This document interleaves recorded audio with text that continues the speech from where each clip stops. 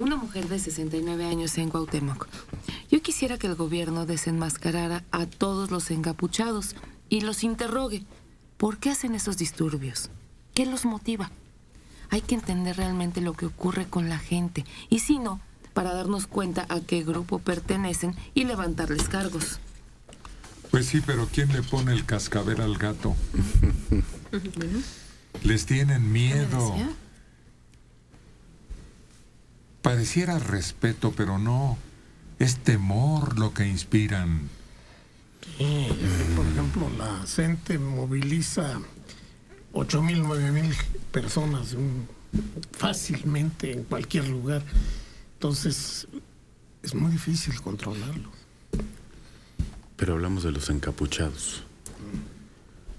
No, yo creo que no les tienen miedo. No es que sean un grupo numeroso. Tienen miedo de lo que puedan decir. Tienen temor de lo que pueda desembocar el asunto. Han estado insistiendo, vandalizando, con el propósito de tener pretextos y mártires para acrecentar la indignación. Y el gobierno ha exagerado en prudencia. Parece miedo. Y luego los que han agarrado, hombre, resultan ser finas personas. ¿Cómo es posible? La Comisión de Derechos Humanos diciendo, por favor, liberen tales y tales. Y eran gente agarrada infraganti, destruyendo algo, pintando algo, atacando algo, y encapuchados. Nadie quiere pagar el precio político de detenerlos. Y aunque dice el gobierno que ya los tiene ubicados, porque dicen, ya sabemos quiénes son, ya sabemos qué han hecho, se mantienen a distancia, porque precisamente no quieren que al gobierno le pongan la calificación de gobierno represor y lo asocian con lo del 68. Y si el gobierno federal tiene temor, más atemorizados está el gobierno en Oaxaca, en Michoacán, en aquellos puntos en donde un escándalo de esta naturaleza haría saltar todo. ¿Quién sabe? Hemos visto imágenes de anarquistas o pseudoanarquistas en diferentes partes del mundo que han hecho exactamente lo mismo o menos que los que hemos visto aquí.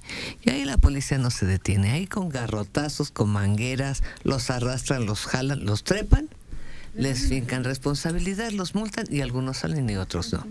No, yo creo que en ese sentido la opinión pública o la opinión internacional no haría una descalificación ni una crítica brutal, porque en muchas partes del mundo, en París, en España, en Alemania, se ha visto este tipo de jóvenes. Por lo mismo, yo no creo que tuviera una repercusión.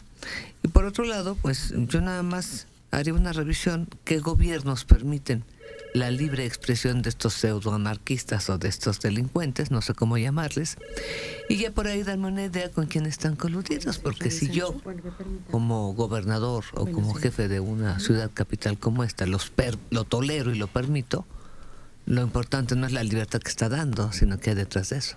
Había un hombre cuyos bonos estaban bajando, ostensiblemente, y ocurre lo del ataque en París contra la revista Charlie, y ese hombre recuperó prestigio, respeto y consideración cuando ordenó que sus fuerzas del orden fueran hasta las últimas consecuencias. Con todo.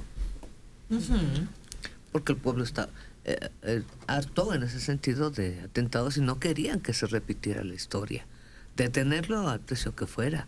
Y eso hizo que aplaudieran a su gobernante. Aquí no. Pues eso es lo que necesitamos aquí. Que lo intenten, a ver si funciona. No represión, detención, castigo y justicia. Justicia. El problema son los pocos recursos con lo que cuenta, mientras en Francia, en Alemania, en Chile, en España, la gente cree en sus autoridades. Aquí no. Entonces por eso el gobierno duda en ocuparlas. Es muy difícil ocuparlas. En Francia el primer ministro dice: salgan y denles con todo. Y la gente los aplaude y dice: qué bueno que actuaron. En México sucede lo mismo y la gente dice: represores, violentos, gobierno asesino. porque las fuerzas están manchadas de ese desprestigio que no se pueden quitar. Entonces, por eso, es como los medicamentos, úsese con prudencia. Y en Francia, en 3 días estaba resuelto. Además. Eso es lo importante. Y que tienen los mismos recursos. Estaban las imágenes, estaban ellos embosados, pero inmediatamente se supo quiénes eran, dónde se refugiaron, los agarraron.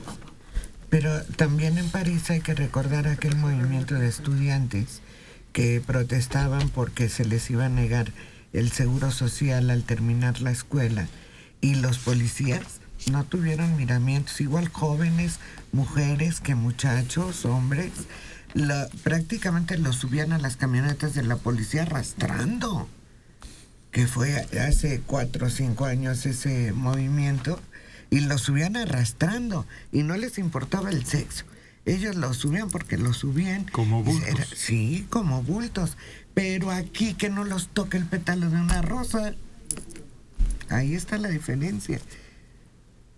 Que donde se aplica la fuerza, se aplica, y no se pone uno a ver que si van a protestar más, que si son maestros, que si son bonitos, que si son... No. Allá se levantaron a todos, porque acuérdense que hubo hasta automóviles incendiados, y la policía no tuvo miramientos de ninguna forma. Hay una frase que no tiene nada de poética, pero que va como dice, que el Estado es el único que tiene el derecho de usar la fuerza. Pues aquí no se ha visto, brilla por su ausencia. Así es. María del Refugio Cano Pantoja, de 68 años, de la delegación Cuauhtémoc. En el 68 hubo algo muy desagradable y doloroso para el pueblo de México. El presidente Díaz Ordaz actuó como estadista y evitó que una crisis social corrompiera la estabilidad económica del país. Él entregó un México sin deuda, con un Producto Interno Bruto muy alto.